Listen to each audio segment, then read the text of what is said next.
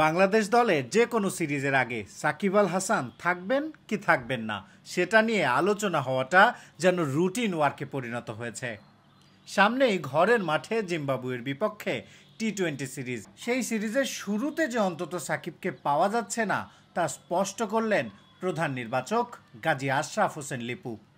তার সঙ্গে যোগাযোগ করা হয়েছে, যে যোগাযোগের আউটকাম হচ্ছে যে এই মাসের শেষ নাগাদ তিনি বাংলাদেশে আসবেন এবং বাংলাদেশে আসলে দেয়ার ইজ এ পসিবিলিটি যে ডিপিএলে তিনি একটা দুটো ম্যাচ মানে একটা খেলার সুযোগ থাকবে।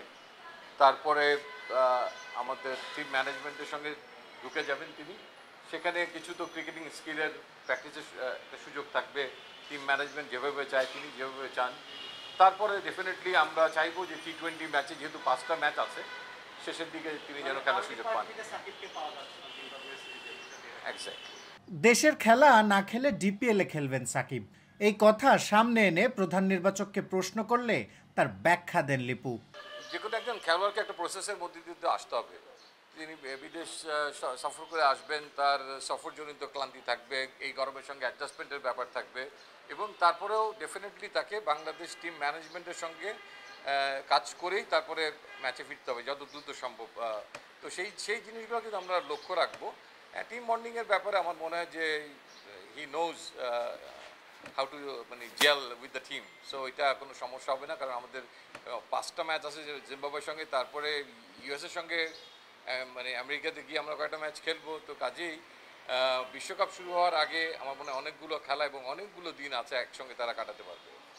জিম্বাবুয়ের বিপক্ষে সিরিজের আগে প্রস্তুতি ক্যাম্পে থাকা 17 জন ও সাকিব মুস্তাফিজ, এই 19 জন বিশ্বকাপ মিশনে প্রায়োরিটি।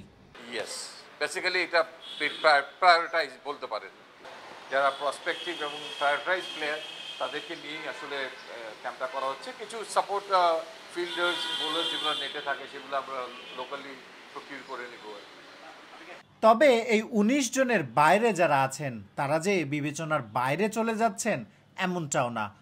প্রধান নির্বাচক যেমন মেহেদী হাসান মিরাজের কথা আলাদা করে উল্লেখ করলেন। স্যার এক্সাম্পল কোনো আমার অফ স্পিনারের ইনজুরি হয়, সেখানে হয়তো আমার মেহেদী মিরাজ আছে, he is not included here. He has enough knowledge about টি-20 এবং তার কোচ যে সমস্ত দিক নির্দেশনা দিবে। সো সেরকম কিছু 2-1 হয়তো লেফট ওভার থাকবে যাদের ঠিক প্রয়োজন নেই। আইপিএল থেকে ফিরে মুস্তাফিজুর রহমান জিম্বাবুয়ের বিপক্ষে অন্তত প্রথম ম্যাচ মিস করবেন।